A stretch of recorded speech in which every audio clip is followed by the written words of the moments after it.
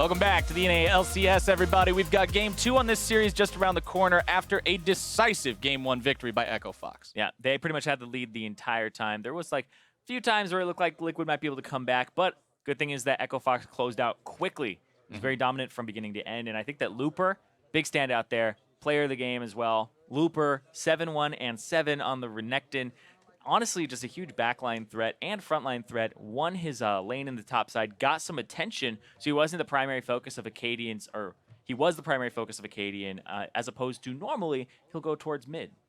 It was an awesome performance from him on the Renekton in the top side. But he wasn't the only one, though. He wasn't the only standout from Echo Fox. Keith did a really good job for himself as well. We talked a little bit about how Youngbin and Keith were both considered lower tier AD carries by a lot of people. So seeing Keith step up, go 0 deaths, have a lot of arrows that set up a lot of fights, it was great. Yeah, and the fact that he was landing those arrows, and some of them were kind of interesting because they were like behind people, and when it hit, it was like really cool to see him land a bunch of them and start those fights off. And then Looper came in and helped clean up. But I think that the fact he's up against Youngbin does give him a little bit of leeway because he's still, definitely more experienced than Youngbin is, both in AD carry and also in the LCS and professional scene. So it's on Youngbin to really step up here and take on Keith, who would be kind of his competition for the next rung up of the ladder for AD carries. And you've also got to consider, the guy who left Youngbin's spot, Piglet, playing in the mid lane, did a pretty good job for himself on the Vladimir, but just not enough to get the victory, obviously. Yeah, and Piglet, he did try very hard, didn't actually end up giving over a lot of deaths early on. It was mostly the rest of his team there, but he did take a CS deficit. The pick didn't seem to be working out for Team Liquid as a whole. And we'll see what they end up picking this game because he's played the Cassiopeia. He's hard carried on that champion. 12-1 and 8, and a ridiculous amount of kills that game. 12-1. That's like a scoreline that you dream about, man. Yeah, those are the kinds of things that everybody's like, that's the match history you go show to your friends and say, yeah, but how about this game? Yeah, well, right? That's the kind of one that you'd show to everybody and just kind of say, this is what kind of Cassiopeia I am. But they definitely need to switch something up a little bit here in game number 2 because game number 1, I don't know if they're just going to pick something else in the top lane now or maybe they're going to just go ahead and ban away the Renekton, but Looper cannot be allowed to do that again if Liquid wants to find a win. Yeah, Looper went off and just rolled over that top lane, but he got some help from Acadian, got some attention on that top side. Acadian was the person who did go down for first blood, though, and that went over to Piglet, but it didn't seem to be able to snowball from there. So the fact that Echo Fox recovered, already had CS leads in multiple lanes, gave them an edge and gave them some wiggle room to have that mistake happen, but not have it be the entire game. Yeah, and Liquid did a good job in that first encounter, the one that led to the first blood, making sure they had the extra body there and making the rotation up with Matt. So they show that they have the ability to make these plays and have this communication and this coherency between their team members. They just have to make sure that they're not putting themselves in these spots with a 7-1 and Renekton being the thing that you have to play around. Yeah, I've talked a few times with the Liquid staff, and Matt has been working on his roam timings, and they've been playing a whole bunch of supports in the NALCS and scrims that show up mid lane, and it's just like, what is this guy doing here? It's like, Matt, can you do that too? And so they're trying to get him to roam a little bit more, get him out of the lane, see if he's got those timings down, and that one was good, but then it fell apart from there. All right, Team Liquid, let's see how they adapt and survive here in game number 2, or if Echo Fox is going to be walking away with the 2-0. And by the way, if Echo Fox wins this series, this will be the first time in Spring Split 2017 that Echo Fox actually goes 1-1 on a week. Yeah. Normally, they're all or nothing. They're 2-0 or 0-2. Yeah, might be a little confused because they had the off week for IEM Katowice. Right. So it is technically an even week, but it's really an odd week by the number of weeks that we've had since the LCS started. That's what's messing them up. They can't decide which one of the two they're actually supposed to be doing right now, but it's going to be Shen, Malzahar, and Varus banned away from the game by Team Liquid, and Echo Fox going to take Rengar and LeBlanc off the table. They realize they don't have the first pick this time around. They don't want to give the Rengar option available over to Reignover. Yeah, and so Ryze, I was going to say Ryze, Rumble are still left on the table, and Ryze being taken off, so all of the bans are the same as previously, except the Rumble has been substituted out in favor of the Rengar ban. Graves picked up for Liquid, deciding that's what they want Reignover on this game. That was a pretty fast lock-in as well. So pretty confident about the fact that that's the best way to start this draft off. I think it's more of a takeaway from Acadian because he was playing Graves even before it was cool in the NALCS. Because Graves he was just, this split especially because he was trying to carry, and they would draft things like Maokai in the top lane for Looper so they'd have the guaranteed CC. And now, speaking of drafting in the top lane, okay, it's a flex though. So Looper's saying, all right, you guys picked it last time. We'll go ahead and do it again this time. Acadian hovering over the Nidalee, saying, all right, if you want to take that carry jungler, we'll try this carry jungler. You took the cat. We can't play the cat from last time, so we'll play the cat from this time. Yeah. I was looking at Looper. He had like an internal rhythm there, where he's like hopping along to it. He looked ready to go. He's feeling it, man. Yeah, he looks like you know when you ready up in a Final Fantasy game to attack. Oh yeah, your character just sits there and bobs, yeah. and they're ready to go. He's ready. Attack animation queued up, locked in. Acadian ready to attack on this Kha'Zix, the second pick so far of the draft for Echo Fox. Kha'Zix picked up. Not the Nidalee. He had hovered the Nidalee, and that was something that he had played, and then a lot of people were like, why are people still playing Nidalee? Because it's not that great. You do need CC for it. And look at that. Laurel's going to try to play the other end of this matchup into the top lane, but oh, alley-oop, that's it. Exactly. I freaking knew it. I knew it. That's what they set the trap. That's all they were doing. They were baiting him in, saying, oh, look, you got outplayed in this last time. Don't you want to outplay it this time? And then they switch it out. Camille is not going to end up going topside. It's going to be Rumble instead. Rumble versus Renekton this time around on the top side. Jhin also going to be picked up for Liquid. Yeah, I mentioned in the last game, and I was like, hold on, we don't know exactly where this Camille's going. This is most likely a Camille to gate in the bottom lane on support.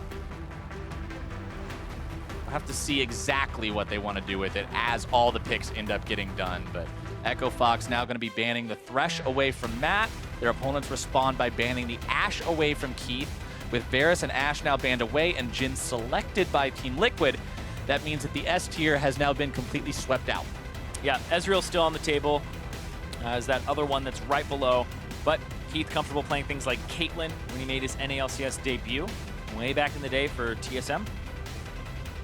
Still comfortable on those champions. Cassiopeia, what we were talking about at the end of last game, wondering if we're going to see Piglet on something like that. The answer is going to be no, because it's banned away. Yeah, he had played Ryze, Cassio, and a LeBlanc game, and he ended up doing quite well on them. And granted, the Cassio was banned last game as well, but that's just showing Echo Fox's strategy of, we know Piglet's good on this, we're not going to let him play it, don't worry about it. Sivir, the final ban of the game, Liquid going to decide to take that one off the table, double targeting the 80 carries in the second phase. Yeah, sorry, my apologies. He had played Ahri instead of LeBlanc. So Ahri's still on the table for Piglet, so he would show us something that he's already shown us once. Echo Fox now deciding exactly what they want to do here in this fourth step of picking, deciding to go for that Ezreal that you talked about. So going to be seeing that one going up against the S tier pick that does make it through, just like last time it was Ezreal versus Ashe. This time it's going to be Ezreal versus Jhin. Team Liquid now have two more picks to make in support and mid lane. Could go Zyra here. Karma also available.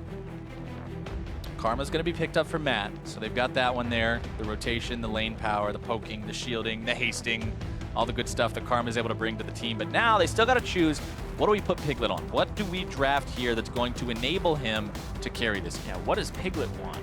Because I know for a fact that Piglet is a very emotional player, and I've seen games where they'll be like, okay, why did you play this here? It's like, because Piglet wanted to play it. And a happy Piglet is a good Piglet. Right. That's exactly what you want to see. And it looks like the choice this game is going to be Syndra. You can see the stats there on the bottom part of the screen. 14% pick rate, 49% ban rate, 63% win rate. Yeah, it's actually up there. And yeah, the Anivia for Froggen here, the pocket pick coming out. And that's the worry is, does Piglet have experience in this specific matchup against Froggen's Anivia? We'll see, because very different from everybody else's. And that's what we kind of talked about in game number one. This is a person going to a brand new role versus somebody who's been in the role since ages past, a precursor of modern League of Legends. Literally Froggen, just 7 years. Always a thing, always an element in the scene, and he's been playing Anivia since forever.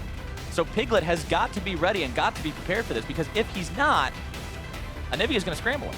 Yeah, it's crazy to think about how Froggen has actually played this champion for close to 7 years now. And in 3 more, it's a decade. That's a lot of Anivia. Crazy to think about that we're approaching that point, slowly but surely. But yes, Piglet. I can't believe the game's that old. I know. I can't believe I'm that old. Happy birthday. Yeah, happy birthday to you.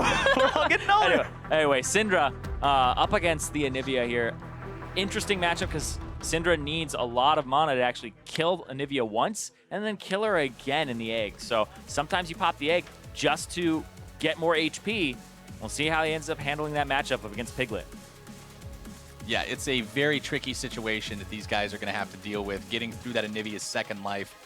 Egg Nivea can be such a problem for a burst-focused champion so many times. And that's the worry here is, does he have experience in the matchup? Does he know the ins and outs of it? Because that's what's really going to matter here up against an expert on the champion.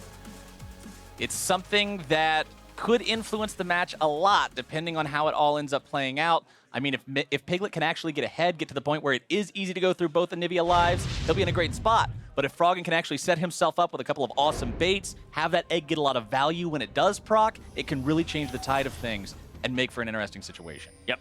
TL, though, subbed in mid and put Piglet there because of the fact that, you know, he wanted to play mid and that he wanted to have carry potential on the team again. It's the rest of the team still having their inconsistencies, needing to step up. It can't just be the Piglet show, whether he's AD carry, whether he's mid. Oh, it's a brand new Anivia too, the Carnival Anivia. I don't even know what this one looks like. I haven't seen it in game yet. Oh, it's great. He played it the other day. 30 seconds until minions spawn. It's majestic. I missed that game. I was watching the other stream instead. RIP. That was majestic. We were on that other game together. What's your excuse? No, I'm just Yeah, what's your excuse? That's what I say. I was watching the other stream. But still, Froggen with the teleport and Piglet with the heal in mid lane. So no Ghost or Cleanse. Interesting. Minions Just to have kind of spawned. sustain himself. Yeah, Give him a little bit more movement speed. very strange to see the Syndra running that one, so... Yeah. I mean, Ghost got nerfed, so it's not an instantaneous burst of movement speed. It ramps up over 2 seconds, and then you get the rest of it over the 8. Right. Not as good for immediately running out of danger as it happens Out of to you. queues and stuff Yeah. like that. If you're offensively setting up a play, you can pop it 2 seconds earlier, and it'll all pretty much just have the same effect, but using it reactively, using it defensively, much less effective now. To see what Froggen is looking for. Throws out a confetti ball. That's pretty cool. I like that. Well, Youngbin walking up for him. What? Youngbin What are getting you himself doing? caught out very early. Gate and Keith looking to make the moves. Heel's going to be popped. Echo Fox getting some good damage early. Youngbin's really got to respect that. Like, that wasn't even a good position in any world. He thinks that Keith is alone, but Gate is right there, and Gate Just jumped on him. With the Relic Shield's going to heal himself and Keith both back up. That's really dangerous, especially now. That was a 1-for-2 summoner spell trade as well. Both exhausts going to be blown, and Youngbin uses the heal, so Keith now has that as an edge. Oh, in looking future for- bottom lane fights. Rainover going to be looking to steal away the blue buff. whoa. Does successfully grab it. Gate not going to be stopping that one. Yeah, Gate actually just kind of misses out on some experience in the bottom side. He'll go over to Keith, and Keith will hit 2 a little bit sooner. But it's just being shoved in, so decides to provide some damage. And Katie will pick up the other side of the jungle. But yeah, that was a strange position to be in for Youngbin, mostly because of the fact that he's Jhin, low mobility, level 1, and he was in front of his own minions. So even if he gets like a good auto attack off or anything like that, the minions are going to hit him and make him lose the trade. Yeah, when you're level 1, you're actually not very strong compared to what minions can do. Yeah, he's doing it again. He's going so far forward. There's a cannon minion there, sir. Well, Gate takes a little bit of damage. Youngbin drinking all those, well, I guess they're not potions, they're biscuits. So he's eating all the biscuits up as fast as he can. Still a little bit of rejuvenation on the side of Keith and Gate available through those consumables. Matt still having one of his own as well, but a massive minion wave here pushing up for Team Liquid, and Fox is happy to just let that collide with the turret, farm it up. And it's so interesting as well, because as we watch Youngbin, previous game, it was his Karma support versus a Tahm Kench support, and there was never really a CS lead at all, which is so confusing because usually you'll just win the early game outright from having a ranged support. But you look at Youngbin, he's blown all 3 of his potions that he bought alongside his longsword, and his support isn't providing the same amount of damage and utility that apparently a Camille support is causing in threat. Basically, like Mark Z talked about, he wants to see something like a Leona. It's kind of like a Leona for your bottom lane where you engage with the E, you get in, and he's providing so much all-in potential that it's threatening to TL, and that's why we're seeing the CS so close. 20-24. Definitely a similar contest between these two, as Piglet constantly threatening onto Froggen here in the mid lane too, utilizing the power of the range on the Syndra against some of those dark spheres from so far away, and Froggen just doesn't have a reliable way to retaliate right now. It's pretty easy to dodge away from those flash frosts since they move so slow. Yeah. So far, so good for Piglet.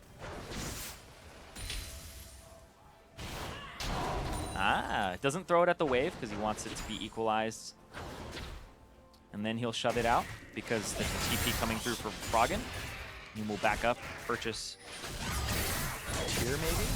Neither jungler really getting a whole lot done so far as Gates looking to go in here on the bottom side. Going to be dropping that sweep to heal himself up. Deadly Flourish going to be finding its way onto him.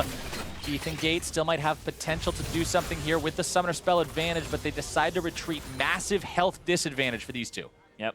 Heal held onto by Keith. The exhausts are coming up as well.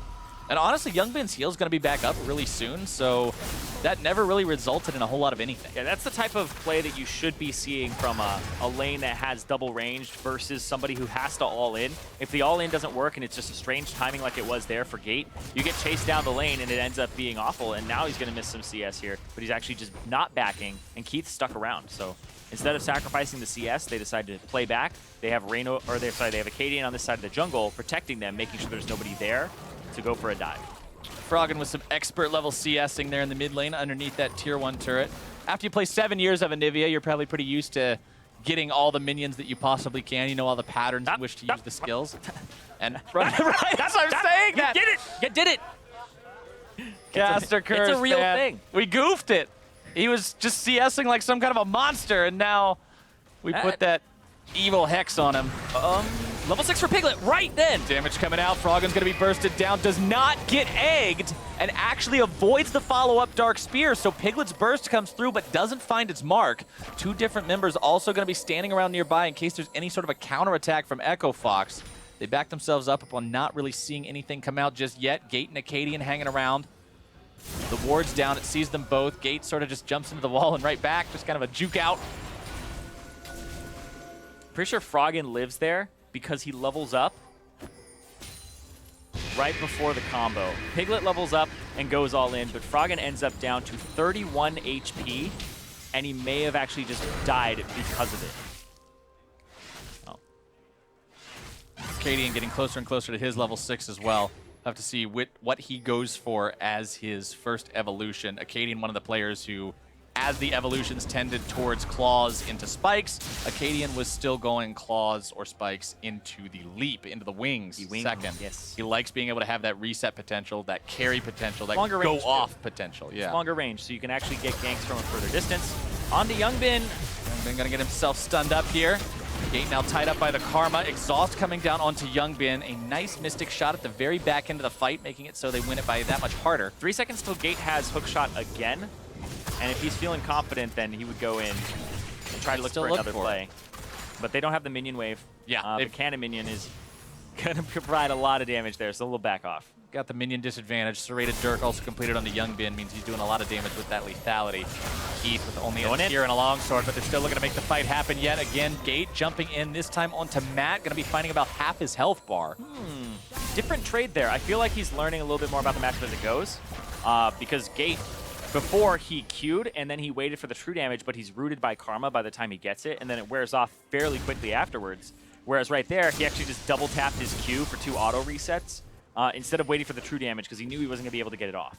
It's that kind of adaptive play style that really shows your mastery on the champion. It shows that you know how to adapt yourself and change those different situations, make it so you can get as much damage as possible out of every different opportunity that arises, because even if you had an ability that did 1,000,000 damage, if you can never hit it, what's it matter? Yeah, and you have to be quite good to play a support like this in the bottom side, because when he goes in now at level 6, it could be a big issue if he doesn't get a kill. Because Jhin, specifically, one of the beauties of him is even if you lose the trade, you back up Curtain Call and you win the trade, possibly get a kill.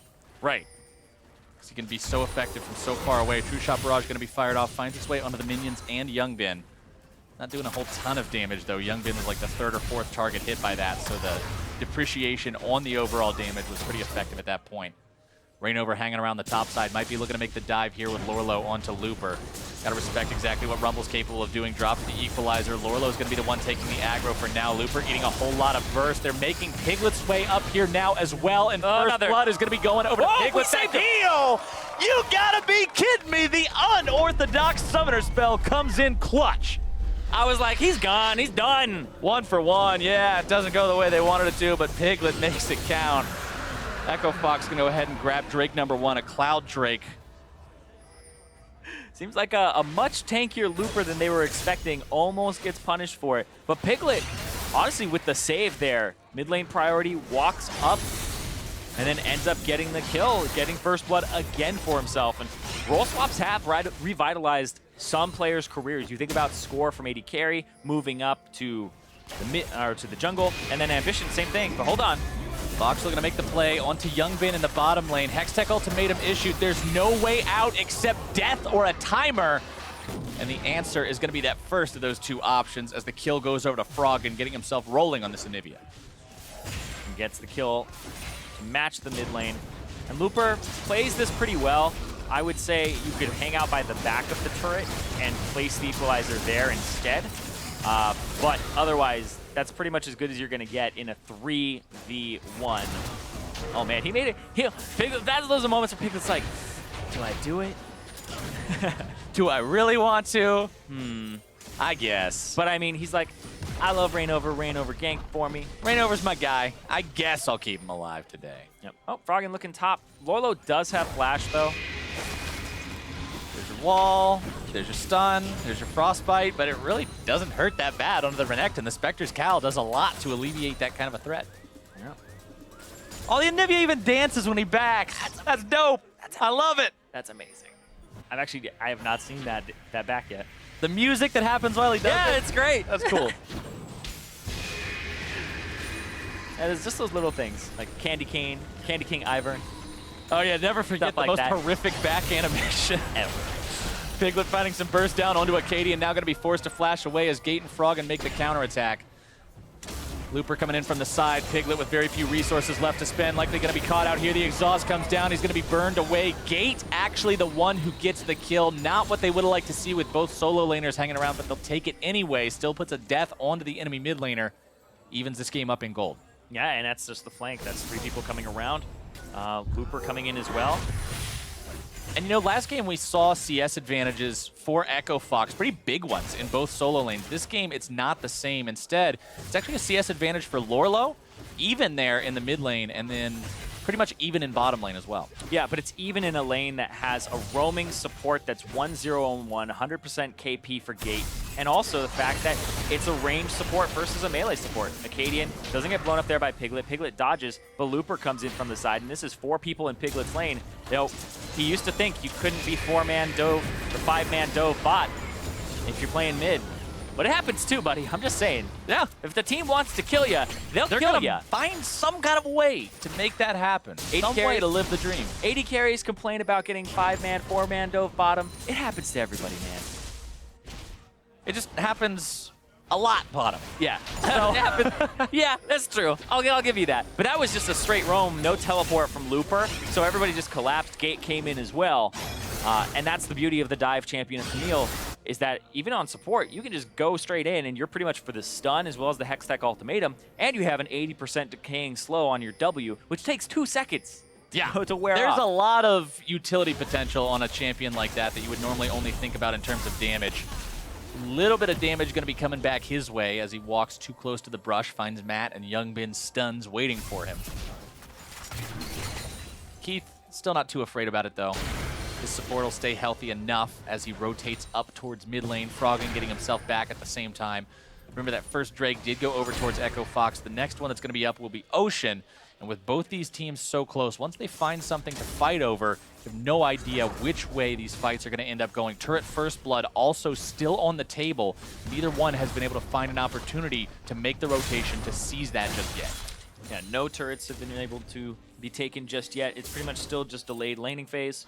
Elongated here, which both teams seem to be okay with right now. I do think that Gate roaming around helps him out a lot because the bottom lane is not actually being dominated by the Karma and Jhin combo or anything like that. Little bit confusing. You would expect the Youngbin and Matt would be able to at least have a CS lead in that lane. Right. But it's not happening.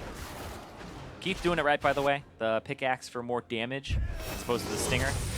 Yeah, there you go. Faster too. That's what we were looking for last game. Echo Fox doing it right. They want to make sure they win this game. They want to switch things up, get that 1-in-1 week, stop themselves from, not only would this be the first time that Echo Fox would have a 1-in-1 week, but even without the result of this game mattering at all, Echo Fox has currently lost the last 3 series in a row. That is the longest losing spree they've had. This split. This split, yeah, this split, I should say. Got to make sure that I'm being correct with those as Lorlo and Rainover looking to take down the tier 1 turret. Looper trying to keep himself alive as long as he can. Turret still going to be kept alive just barely. Rainover going to be taken super low. Lorlo still looking to make the dive. Flash for Flash. Acadian and Froggen looking to make the moves onto Piglet. They have got him. Froggen grabbing that kill, and somehow Looper gets himself away. They get the turret. They get the first turret, and the solo gold goes over to Lorlo. But Looper just made it out of there alive. I'm not really sure exactly how he managed to get himself out of that one. Well, they dove him when the turret's on, and it started getting its resistances back. They don't kill the turret fast enough. They're like, oh, just kill him. And he almost gets a kill there, too. He gets to chunk everybody out, and that was the threat. Plays being made here in the bottom side, but the focus is split. Acadian. They're focusing on the Matt and Youngbin at the same time. Froggen still looking to make the moves, grabbing the killing spree, almost able to make the double, cancels out the curtain call. Gate looking to jump right back into the fight. The egg onto Anivia. Lorlo jumping back in on top of these guys. Shut down over onto Froggen. Gate looking to run if he can. Grabs the passive shield yet again. Lorlo's got his Fury, still looking to make the moves. Can't quite do it just yet. Grabbing the kill onto Gate, but now Rainover in trouble. Again gonna be healed. And Keith is gonna be getting a face full of turret shots. That's not safety just yet. Piglet trying to get himself away. Acadian's hanging around nearby. He's up in one. 300 HP, Essence Shift, Arcane Shift, whatever that darn thing is called. It gets him away to safety. And Echo Fox just causes a whole smorgasbord of blood in the bottom part of the map. And we're back to even, but hold on. TP here, and also Acadian's in that bush. Matt, they don't know Acadian's there. Interesting. The stun going to be finding its mark, and Thunderlords decrees his death. Matt killed again, second time this game. Acadian going to be 1-0 and 5. 3-1-3 for Froggen. Yeah, Froggen, I love watching just the way he levels up Anivia, because he puts 2 points into Q really early on for wave clear. He actually doesn't put a point into wall until level 8, and then he puts 2 points into wall as he starts to put points back into his Q. And right here, the ultimate from Gate to lock them down, but Youngbin ultis when he's in the Froggen ulti. Matt's there too, and then Youngbin walks back up, and then Keith's like, wait a second, he's up against the wall. 0 options, and he dies from the ultimate there. True shot barrage. Yeah, Lorlo trying to get as many people with his Q as he can to stay alive, and then Gate actually didn't hit his hook shot onto the wall either. It's a long range, but it's pretty forgiving. Not that long. Forgiving. Then Keith popping the flash to keep himself alive from running through that turret. Echo Fox with a very slight gold lead, about 500 to their name. Going to be looking for Drake number 2 now with Acadian and Froggen. They've got everybody hanging around. Looper's actually just setting up right down here, slightly south of them, looking for this tier 1 bottom lane turret. They don't need his help to take down the Drake. They are pinging under the top side tier 2. Gate's going to be eating those curtain call shots, but they're just not doing anything. Yeah, but this zoned them all to the right side for Echo Fox. TL now have inside track on top. Matt, Rainover, Piglet, all positioned on the top side here. And there's a tier 2 that Lorlo now has position on, and the red buff's coming up. So TL actually get a decent amount for that. It's just hard to be like, oh, they got that immediately. TL with Matt and Lorlo top side, bringing Rainover and Piglet up as well, looking to get this tier 2 if they can. Keith alone will not be able to make any kind of a coherent defense. Gate wants to jump in, try to stop them if he can, but it will not be done today. Now Fox has to retreat, going to be getting themselves away from the attack in time. Yep, the fact that they decided to try and push further actually hurts them, because Youngbin has been walking back and forth between mid and top. He's actually got no CS in the last minute here, and Looper pushes in bottom. The Rumble will be able to deal damage to this turret, and now Youngbin is up in a one-on-one against Froggen. Almost ended up bad for him there. Those walls are starting to get really, really powerful. He's actually, it's still just the level 2 wall, but they're so, the level 2 one seems so much bigger than the level 1. Yeah. I don't actually know what the unit comparison between the two is, but it's almost twice as big, or at least it feels that way. It goes up to 500 units wide on level 2. Hold on, Matt. Ooh! It's got to sting. Froggen grabbing the kill on that as Acadian dies topside to Piglet, so both teams going to be losing a member to the opposite side jungler. Yeah, but that's why Froggen puts to the opposite side mid laner, excuse me. Oh, gotcha. It was the jungler who died. I had jungle on the brain because Acadian's jungle brains were all over the top. Another Youngbin gets popped, the Electro Harpoon. Who's next? That is the question. The action just never stops this game. Echo Fox going to be finding turret number 4 for themselves. Yeah, so I had the question of, what if Piglet doesn't know how to play against the Anivia? And it turns out, what if TL doesn't know how to play against the Anivia? Just The in whole general. Because I love that he put 2 points into it because the units actually go from 400 to 500, and then 500 is enough to actually close off passages. Like you saw in mid lane. Exactly. And so the whole point is your 400, people can walk around it a little bit. And Froggen talked about it in his pocket pick where you can put the wall in a position where you can still walk around if you need to. And oh my god. Yeah, Cadian just got splattered there before he could do anything. You saw him die mid-flight. Yeah, I mean, Piglet's never going back to AD, man. He's having way too much fun. So he's like, hey, one-shot somebody, that's it. I get to do damage again. I'm not just firing piercing arrows all game. Yeah, he doesn't have to be utility. He still gets dove, but apparently the payoff is well worth it. I mean, when you get dove on Syndra, you can just press R and take somebody with you, right? So, feels good, man. Echo Fox, though, still in a pretty good feel-good spot for themselves. Up about 1,500 gold. Up 1 turret now. 2 Drakes to 0. Next one's going to be another Cloud for more of that rotational movement ability. No Infernals or Mountains spawning yet this game. So that great setup that they got in game number 1 with the Infernal and 3 Mountains, that was just kind of a fluke. Yeah. RNG. But still, Echo Fox, It giveth and it taketh. yeah. Even though the RNG has taken it away in this one with the clouds in the oceans, Froggen with the Anivia is still deadly. We'll see here. All right, the ball finding its way onto Gate as now Fox looking to turn this one right back around. Piglet going to be the target. Acadian looking to get himself out of that Hextech ultimatum. Gate hanging around as long as he can to keep it persisting. Piglet going to be popped by Looper. Acadian in the back line now going to be looking for the damage onto Young Bin. Keith making his way over into the fight now as well. Young Bin is popped. Rainover trying to find the damage onto Gate. He will successfully grab it with the end of the line, but it's still only a 3-for-1. Make it a 4 as Echo Fox gets everybody except for the Graves. Echo Fox has cleaned house. They're going to look at the Baron now, and they're going to try to get themselves out to a large lead.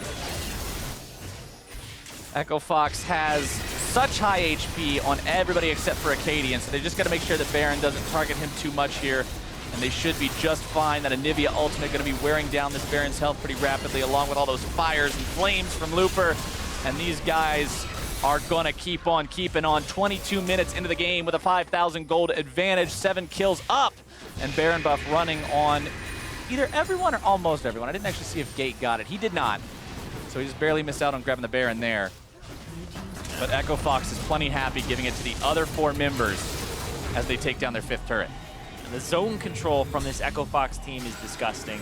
Gate can keep somebody in a corridor. They have the ultimate here from Froggen down in a choke point. So Froggen can control a point. And then they also have the ability to throw down the ultimate from Looper. Looper comes in, great ultimate there. And then Youngbin hits Acadian. Is that the Q? Almost. Problem for Youngbin, he's so far away from the rest of the team again. Yeah. He started that with the curtain call on the top side, but I definitely think Looper turned that whole fight around. Froggen with the zone control on the wall in the choke point to really mess up Piglet. And I honestly think Youngbin did not contribute as much as he could have in that fight. Yeah. I think he had an opportunity there to kill Acadian. There wasn't I mean, he actually like moved back and forth a little bit instead of auto-attacking at one point. I understand Jin does have that fixed auto-attack timer, but there was enough time there. If he was on point, he does get those autos off, and he does get that last shot and take somebody down with him.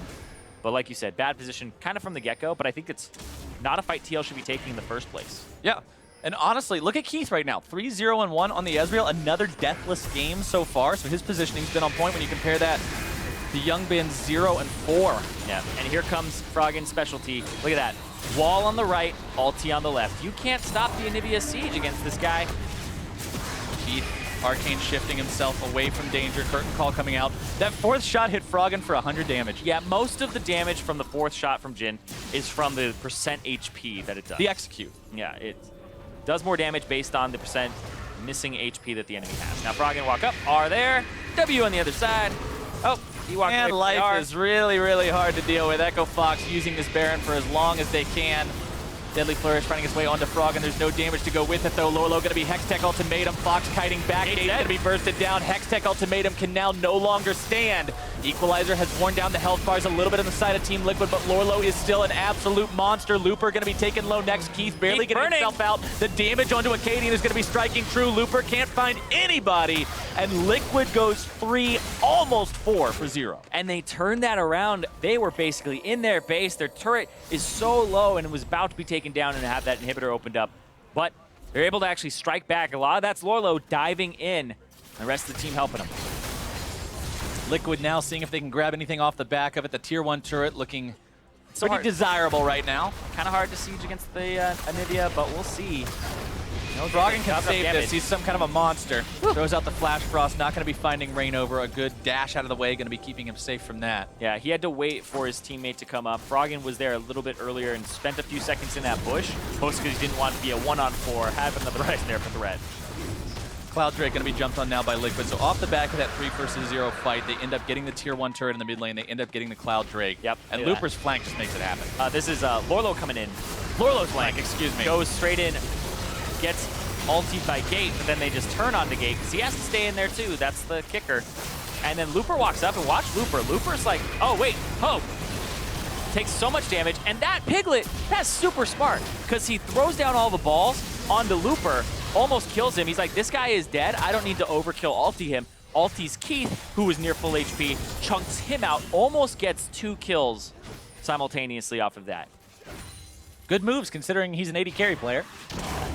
He used to be an AD carry player. Time's now long forgotten in this new age of mid lane Piglet. It's the old new Piglet. The old new Piglet. He used to play mid way back in the day. The reason he swapped to AD carry was because all the AD carry players he played with in solo queue sucked. The mid laner formerly known as the AD carry formerly known as Piglet.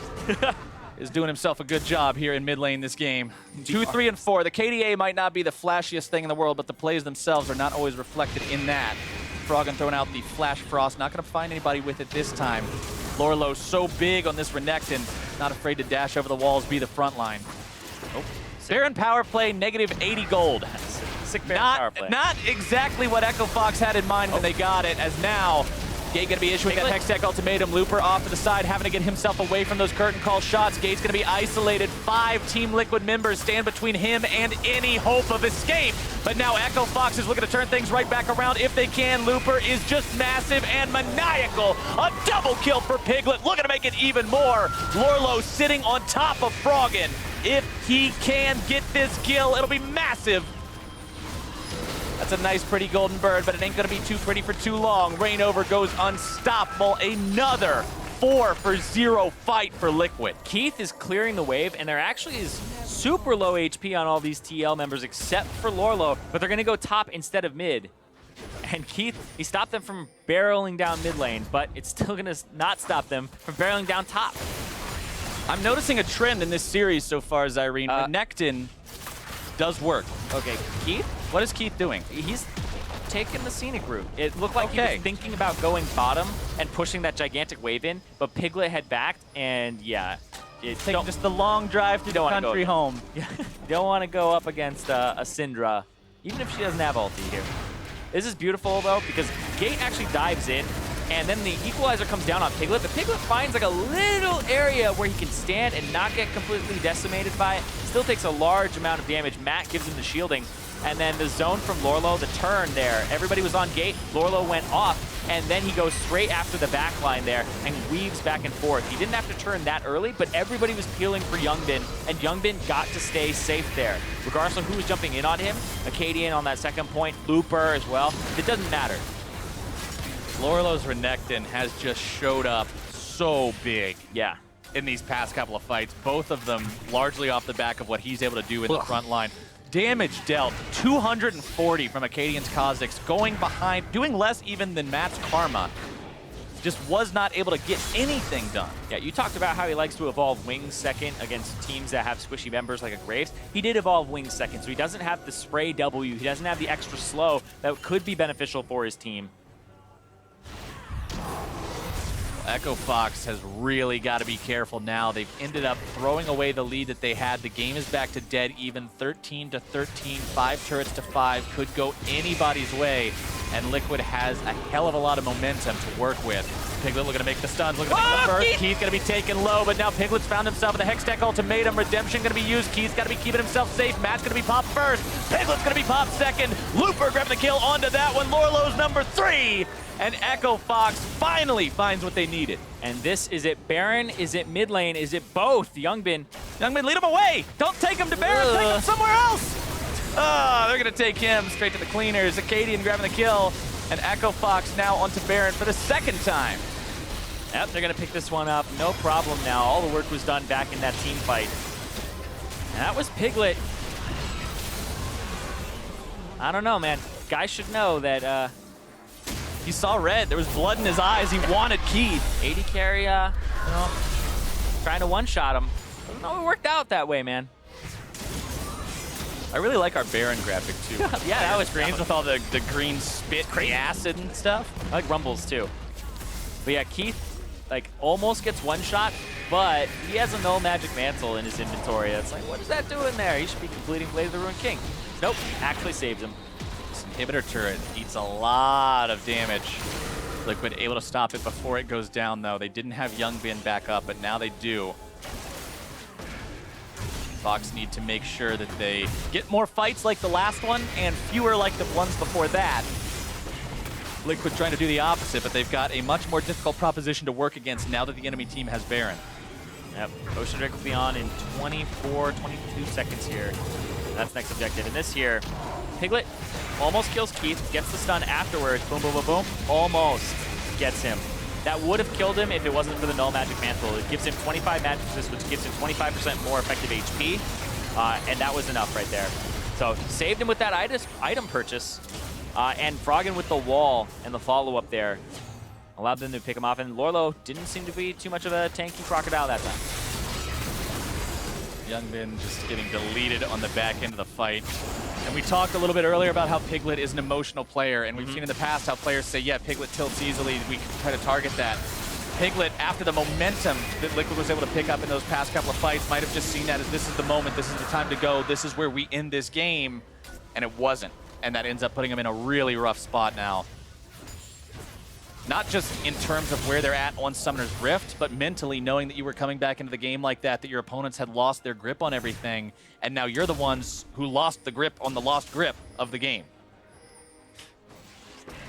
There's no grip left, Irene. There's nothing. I got to get a grip. No grip. They do need to get a grip on this game, though. That turret's going to go down. Open up from Youngbin here.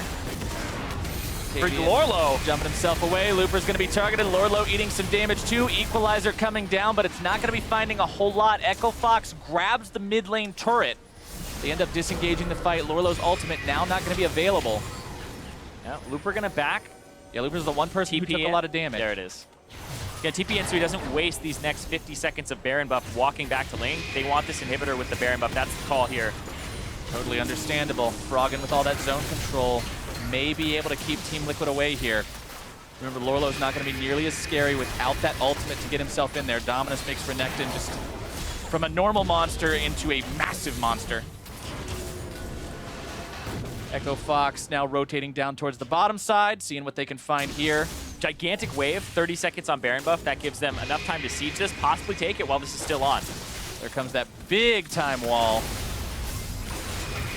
Not really stopping Liquid from clearing out all these minions, though. Lorlo not afraid to dive in, unleash that Renekton burst onto the wave, and make sure they clear it out as effectively and quickly as possible. 17-13 still the score. Fox with a slight lead in that department, back up to a 5K gold lead from the complete even state of the game before that last fight.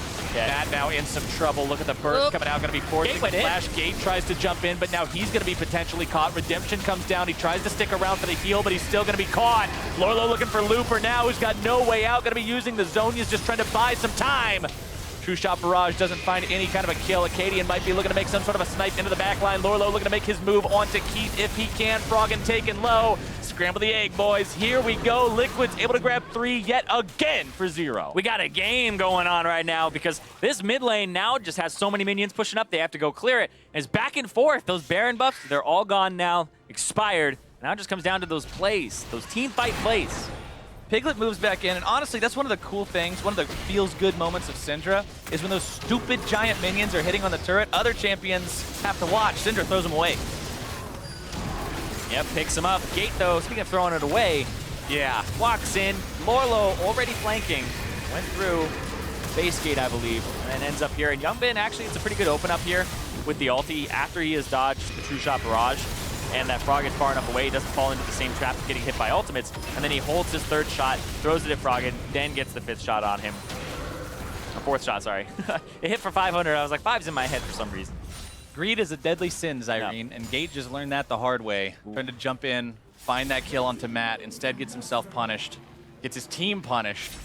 Baron power play. Hey, at least it's not -80. Yeah. It's The 804 bright is side. not a super impressive Baron power play. It is a more impressive Baron power play than -8. Yeah, that is less gold than taking the Baron, because it gives everybody on your team gold. We're trying to stay positive here, Zyrene. I'm saying. Positive energy. I'm just saying. Echo Fox is going to need more than positive energy. They're going to need a solid plan to secure their victory here. Game back down to only 3,000 gold apart, and when the grand total is 61 to 64,000, 3K really doesn't feel like very much. Yeah. Not that much at all. It's spread out throughout the team, too, so it's ending up in pieces of items, not full items really ahead. Bottom lane, though, looking at... Oh, Keith still having another good game for himself. Has the last Whisper pickup. Yeah, Keith's doing awesome. He Pretty still early hasn't on. died. Despite the two really bad fights for Echo Fox, Keith hasn't been one of the victims in either one of them. Well, Rainover hasn't either. Rainover is actually really high up there in his kill participation. Yeah. Only missed out on 1 kill so far, and he's been a big contributor to this game. He's been kind of overlooked, kind of silent in it, but he has been there. He has been providing the heavy damage, and he's level 17, and we're hitting those 17 marks right now. People are hitting 18 very shortly. Is Youngbin still behind? Yeah, we've been talking a lot about the solo lanes on the side of Team Liquid, but Rainover with just an awesome performance for himself so far. Yep. Was one of the people who went top and got Looper early on in the game, and Piglet came up as well. And so they're trying to create kind of a top half of the map, Piglet, Rainover, Lorlo trio. Well, it's been enough to keep them going in this game so far when things originally looked very, very shisty. So hopefully they're able to get that momentum still working in their favor, because if they lose here, remember, the series is over. Fox is going to be walking away 1-1 on the week in that losing streak. But Liquid is not about giving away those kind of charitable favors today. And Liquid talked about what success looks like for them. It looks like improvement, and if they're not just rolling over, and if they're not just giving over games, and they are putting up a fight, then that's an improvement for them as well. That's what they're looking for here. And Elder Dragon and Baron about to be both on the table here. 30 on the Elder, but mid lane controlled by TL. Fox were kind of looking for a flank there, not so much of an actual Baron attempt. Look at that little speck of blue there in the gold difference versus time graph. Just 27. around 27 minutes, Team Liquid had this short hold on the gold lead, and then just immediately disappeared right back into the ocean of red that has been the Echo Fox gold lead for the vast majority of this game. Both sides seeming to respect each other a lot now at this point. Fox's earlier aggression, earlier bravado has kind of been halted a little bit now as they play back a little bit further, try to allow themselves to set up and wait for the fight instead of jumping in. Blue inhibitor now respawn. There's no extra pressure from the super minions on the map. Froggen trying to find something with the wall, but not going to be getting it. Graves has the tools to just dash back over that, keep himself safe. Baron is live. Elder Drake is live. Ooh. So both big neutral objectives up and available for these teams if either one thinks they can force one of those. Yeah, but here's the thing is, side waves, Echo Fox just half cleared the bottom side wave with the Ezreal ultimate, but they're going to have to look at that soon. Top wave, though, for Team Liquid, is going to be pushing in, and that's a turret that's already low. So TL are going to have to get control of this top mid side very quickly, and you can see Rainover trying to establish vision control on the Baron, and also, so somebody can go pick that up. And Piglet's going to be the one on duty, so now it's going to create a vacuum. Fox will run down the mid lane, get control here, and loop back up. And oh, was it a bait because the minion wave? Looks like it might be. Curtain call opens up. Lorlo goes in onto Gate. Rainover going to be finding his way onto Froggen there in the back line. Redemption coming out. Lorlo grabbing the kill onto Gate as the opener for this fight. Reignover with his Guardian Angel, not even really afraid of that Anivia wall. The minions still banging on the door to the top part of the base for Team Liquid. Yeah, it's the trade that they made. They decided, all right, this turret, this minion wave is just a bait, and it paid off in a kill, but is it going to pay off more? Froggen putting himself in a really, really bad spot. Going to be egged almost immediately. Looper looking to make the kill onto Piglet. Instead, going to be popped himself. Froggen goes down to Acadian. Barely getting himself out alive as Lorlo goes for the kill onto Keith. Not going to be able to find that one either. Keith getting himself away, preserving that deathless score. But Team Liquid finds yet another fight for themselves. Reignover looking to collapse here in onto Keith. Keith making some decent damage happen. Now going to be caught out. Now going to be brought down. And the credit goes over to Youngbin. Oh, it looks so good for Keith there, but nope. Turns out that there's help there for Reignover. He gets to keep his deathless score. Immovable object. There can be only one. Yep. Now that it looks like Baron is going to be what's on the table here, Acadian starting to do the Scuttle Crab for the Elder Dragon. Make sure that isn't taken away. They can look at just one objective here. Let's see if he runs towards the top side of the map or what they do. They're actually going to trade it here. Echo Fox have 3 Drakes. Very scary Elder Dragon proposition. What's the call? Is Piglet going to come here? I think he does. Yeah, Piglet's looking to just go stop these guys if he can. He can put enough damage onto Acadian to maybe scare them off. Trying to throw those orbs over the wall, but he's got to be careful about his own positioning. Baron dropping They have much 2 on faster. Baron. They have everybody else on the Drake. Baron's still falling. Youngbin and Reignover can secure this one for themselves. They've already got it. Lorlo, Piglet. They don't have enough damage here to kill it before the rest TL get there. Very well played from Team Liquid. They managed to get their own objective, scare their opponents off the other one. The Elder Drake is still aggroed and at 40% HP, and all of Team Liquid happens to be hanging around right here. This is going to be a double mega buff Team Liquid. They're going to get both. They're going to have their cake and they're going to eat it too. Great macro call there from TL. They gave up they gave up their top turret, but it ended up being like one of the most ultimate baits there because instead of actually going for that top minion wave, which is what you expect, this gigantic minion wave, you expect them to go there, they hide as a split unit. And that was so weird because Echo Fox standard play, go mid slightly, get control of Baron as you see people show up top. But instead, they push in mid, go for the inhibitor a little bit too far, and TL honestly predicted that they would do that and then showed up and flanked them. It was a pincer move where Lorlo is in the back line. The Crocodile is definitely in the interior, causing damage. Team Liquid now, with both these buffs up and running, needs to find something to do with them before they expire. They've got 2 exposed inhibitors available to attack should they want to, and they need to want to. They need to want to. I like it. But they don't really have the means just yet right now if you're Echo Fox to get to those exposed inhibitors. The double buffed up TL, a little bit too strong, and you're seeing these item purchases come out. The triple defensive items for his allies from Matt, and then also the fact that you have the Death's Dance now, full item build for Reignover, Guardian Angel on top of his Deathless scoreline. Very, very scary here on the Graves, 7-0 and 12. Still part of every kill except for that one that he happened to miss out on. Team Liquid pushing up here in the bottom side. This is exposed inhibitor number 1. The other one will be in the top part of the base. So if they can get themselves a good spot where they chunk somebody out, they can take both of those relatively easily. Anivia will not be able to just clear out these minions with her ultimate like she's normally used to, like she normally wants to. Yep. Top wave, though, is where I assume they're going to be looking next. They're going to push bottom.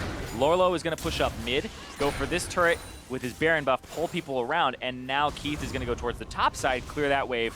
He's going to have to, and this actually leaves Lorlo open to push mid, get the turret, and actually put himself in a flank position so TL can get this bot in hit. It's going to take Keith a couple of seconds to clear that out. Ezreal does not have a lot of AoE tools, sans the ultimate.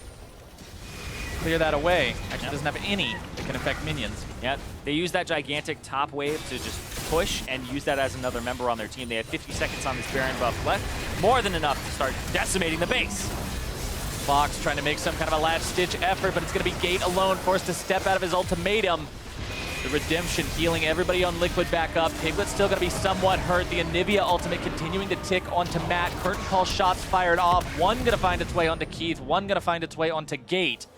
Mid lane inhibitor turret still barely standing on the side of Echo Fox. It's their last one. And Reignover, Lorlo, and Youngbin looking to change that real quick. Anivia wall going to be blocking Reignover off. They still can't get themselves in here. Reignover decides to dash over the wall and go for it if he can. Fox still on the back foot. Gate wants to jump right back into the fight. True Shot Barrage going to be fired off. This could be the final fight if it goes. Deadly Flourish finding its way onto Gate. Matt gonna be caught out here a little bit. Mystic Shots working their way onto him, forced to flash away. And they all walk away, no doubt. Yep, it's just the siege there, and they get that turret though, so Echo Fox no longer have any inhibitor turrets left. Just those exposed inhibitors with the bottom one down currently. But the buffs have all expired. About to actually go off right there. Rainover still had his there for the Baron Empowered Recall. Runic Affinity does increase the duration of your singular Baron buff on yourself. Well, I'd say that was a pretty solid Baron power play from Team Liquid. Probably better than the ones we saw from Fox. I'm probably willing to bet. Especially considering they are back in the gold lead now, if only by about 3,500. But here's the thing. We're at the 80,000 mark, which is generally around where you consider the gold to not matter anymore because everybody's hitting full builds anyway. So now it's just going to come down to execution. It's going to come down to setup. It's going to come down to who plays it right and who plays it better. And you can't play it much better than being a 7-0 and 12 Graves at 45 minutes. That's clean. Yeah, you really can't, unless it's a 7-0, 12 Graves at 30 minutes and the game was already over. But yeah, that would be one way to do it. It's not yet. I guess if we gotta find ways, I'm always gonna find a way. That would be it. I'm always gonna find a way. There's always gonna be some kind of way. It's like, this doesn't get much better than a 1,000 gold lead at 5 minutes. I'm like, what if I had a 1,001 gold lead? Oh, boom, got him. I don't mean to be contrarian, I swear. I don't do it on purpose. It's just the way I am. I'm just a dick. I'm sorry. Team Liquid. We're going to move up now and maybe end this one. Do what Echo Fox could not do this entire time. And looks like they're just sieging both top and mid here. They're going to put Lorlo back and forth. He's actually going to threaten and then come mid and top and just look back and forth. You can see him dipping in and out of what he thinks is Fog of War. And then he's going to clear minion wave, push forward, and now the rest of Echo Fox are going to look up. Gate may try to engage. Nope. And not going to do it. There's the gold overtime graph. What used to be a red ocean is now trending towards a blue mountain range at the edge. Yeah, Lorlo. More of a cliffside, not really a mountain range. Yeah. It's not that tall yet. That's true. Gotta be careful about my geography descriptors. Matt in danger of maybe being stunned. Gate looking to jump right back into the fight. Good Redemption gonna be coming down, but Matt is still low. Remember, his flash was already expended earlier. Gate gonna be taken down to about 1/3 HP. Hextech Ultimatum still available. Exhaust also available. And these equalizers aren't doing anything really. No. They look good. Not enough. Looper, but the issue is there's magic resistance. There's 2 magic resist items on Youngbin. And then Matt has Redemption that he pops immediately after popping the Locket. So Equalizer comes down, he Lockets, then he Redemptions on top of it. The Locket keeps you alive long enough. For the first 2 seconds of so it. that the Redemption comes down. And it largely nullifies it. Honestly, and I also think that the boots that Looper has, the Ninja Tabi, are incredibly good for the matchup and incredibly good for the game. But he's really missing that spell penetration right now. Truly is. With only 1 item left to build, he's near the peak of his damage too. He's got the Void Staff, he's got the Rabadon. It's not like you're looking at a 2-item Rumble and saying, oh, well, the damage is going to get better later, don't worry about it. This is a very strong Rumble. He's already got, I don't even know how much that is, 510 AP. And don't get me wrong, that's a pretty damn insane Equalizer. It always does a ton of damage. There's the base damage itself, 240 plus 153, so it's doing about 400 damage a tick for 5 seconds. That's a 2,000 damage AoE ability. That's largely being negated by the power of the Karma coming out from that. These teams been very, very careful now for a good while. Ever since they both demonstrated they were still capable of winning fights, they've sort of demanded respect from the other side. Neither one can really take this as a freebie anymore. Nobody can look at this like, oh, well, we're ahead, we've got the momentum, we're going to win, obviously, because they have both seen themselves throw when they underestimated their opponents. Deadly Flourish onto Froggen. He drops the wall to prevent him from collapsing in time. Piglet still with that spear at the ready. Yep. Baron on the table. Looper going to go bot side, clear out this minion wave. There's a minion wave top that needs to be dealt with from Team Liquid, but they're going to start this Baron up. This is where the game will break if somebody gets that Baron. Liquid looking to make the fight happen. Acadian's going to be taken low. Can they find the damage they need? Gate looking to get himself away. Acadian's Guardian Angel is popped, and so is Gate's life. Liquid still looking for more if they can get it. They got 1, but they want to have even more fun if they can. Baron's the target. They've moved on to it. Piglet over the wall, constantly being a threat. If Piglet did this as an AD carry all the time, they would just as a mid laner, the flank is way better. He's the one who hit Acadian with the ball and then set up Youngbin for the root afterwards, and that's what got the GA. And Youngbin's ultimate wasn't bad either. Lorlo's going to back, maybe TP back in here with a full HP. And they're just buying time right now. Rainover healing himself a bit off the Baron, but takes a large chunk. Yeah, the damage coming in from Keith over the TP. wall is preventing this as Lorlo comes in. This might end the game if he can make this work. Flashes into the fight, able to find the lockdown onto Froggen. More CC comes through, and that is what I'm talking about. Equalizers there, but it's not going to be doing anything. Both solo laners go down. And now Keith and Acadian hanging out in this bush. He's trying to bait him in there. Piglet. Oh, now they know Acadian's in there too. Ah, that was nice. Rainover, thinking about this, decides not to go for it. Yeah, this might be game. They've still got 50-second death timers on both Looper and Froggen. Yeah, 50 We're seconds. 49 minutes in. It's insane. They're either going to get the Baron or they're going to get the game. We'll have to see what it is. Gate forced to cancel the Hextech ultimatum. Curtain call shots looking for Keith. The third one's going to find him. Fourth one's going to miss. But the Nexus turrets are the target. Acadian just messing with Matt in the jungle. It's not going to be mattering to anything. Zyrene, we are going to game number 3. TL take the win. 9-0. What a comeback. 9-0 and 13 there from Rainover. Insane.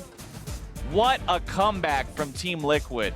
They were behind, like you saw the gold graph 2 or 3 different times. They were behind the entirety of that game, but they held on. They punished mistakes. They punished over-aggression. They punished greed, and their reward was the victory. And you can see Piglet definitely happy about that. I was saying a happy Piglet's a good Piglet.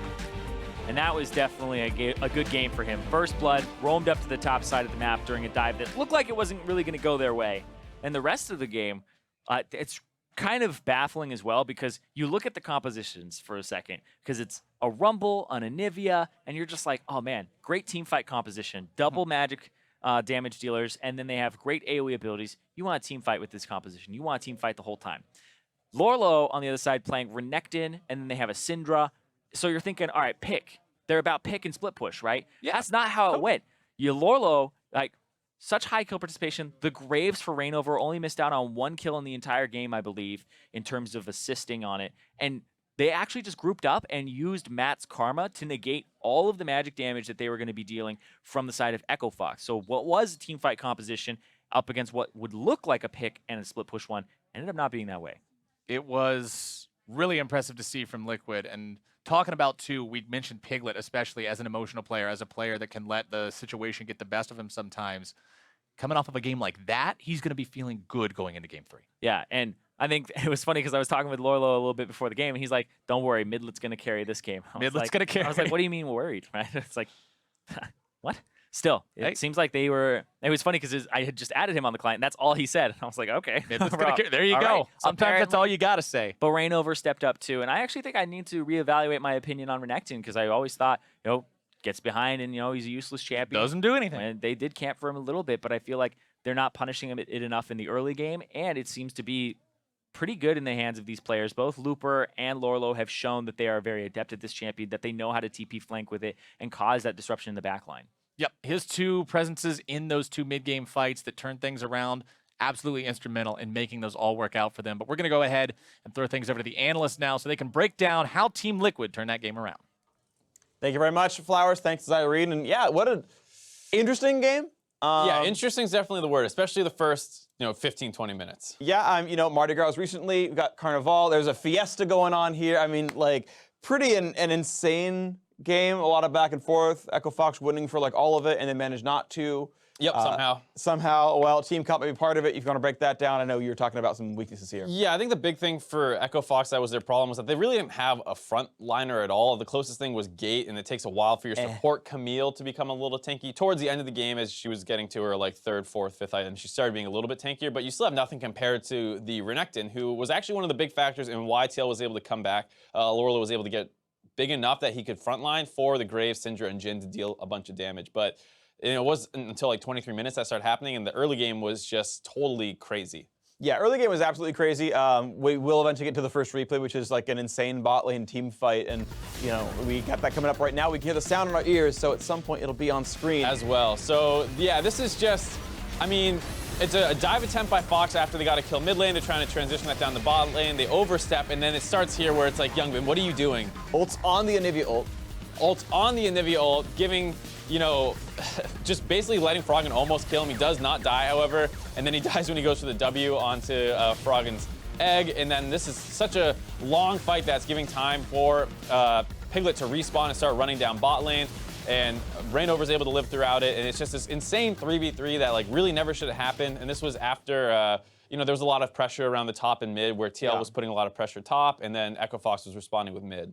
Yeah, and just kind of very strange, right? Like they're fighting literally behind another turret, in range of the next turret. Like they're diving that hard, you know, Echo Fox there, just kind of a very strange one. We saw games where, or we saw a clip, it's not gonna be a replay, but I'll describe it, where Piglet was so convinced that bot laners are weak that he flash ults the Ezreal, or the Jhin, and then dies for it and practically throws the game off it. So, you know, I guess he's given us evidence that maybe it's not quite so bad, that you can still suicide. I think it still counts as Vayne spotting, by the way. Even if he's not playing Vayne, I think Piglet can rack up a couple of points in that score. Yeah. Ask his team where the peel was, a little unfortunate. But yeah, it's a game where, as we mentioned, Echo Fox don't have really good engage tools. They don't have a tank. And you've got like a Karma who could just like shield the entire equalizer, so that there's not even any good damage anymore really coming out of Echo Fox. Right, there were a number of times where you'd see the Camille go for an isolating a target, and then you rumble the rumble ult on top of it. It's hard to get out of it, and that's great. But the problem is, it was often a member that would just get a Karma shield, redemption, lock it, and then you have no one else to follow up. So if that equalizer doesn't actually 100 to 0 that target, like what Looper's gonna flash him and Flame Spitter and Zonya's and hope that adds the extra damage.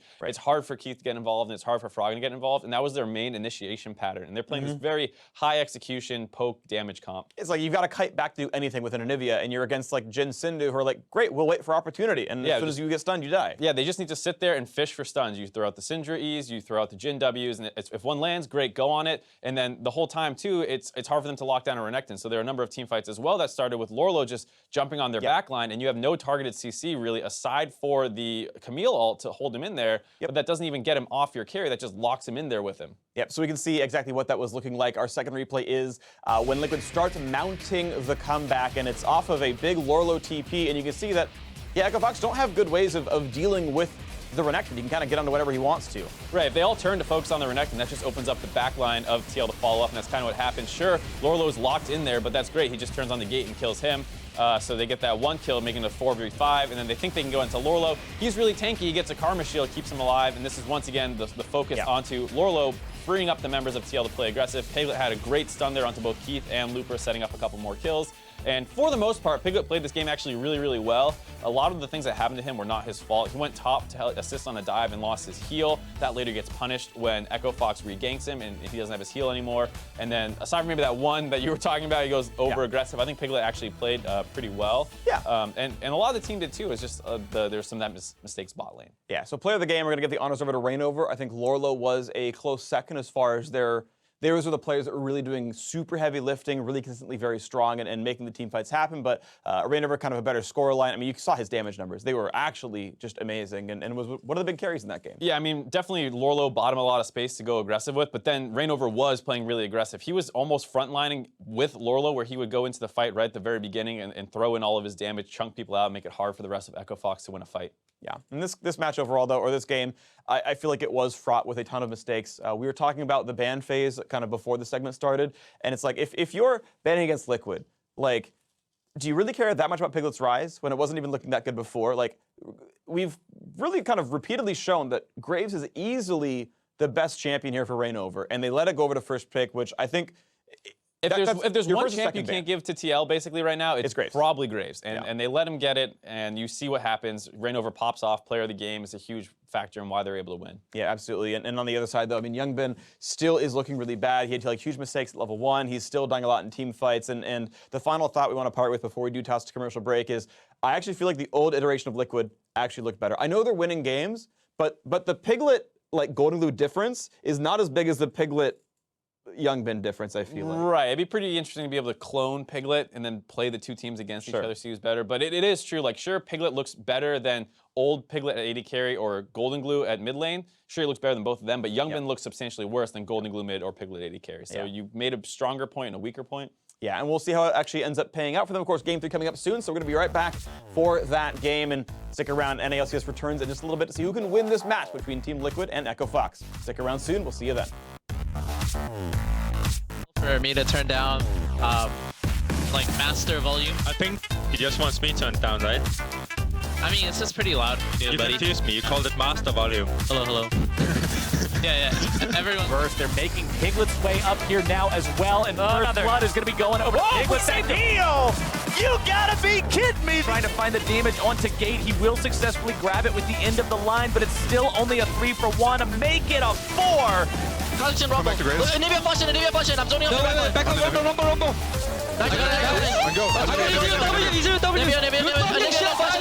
Nivea Flash. Keep going forward. And this might end the game if he can make this work. Flashes into the fight, able to find the lockdown onto Froggen. More CC comes through, and that is what I'm talking about. Equalizers there. TL take the win. 9-0-3.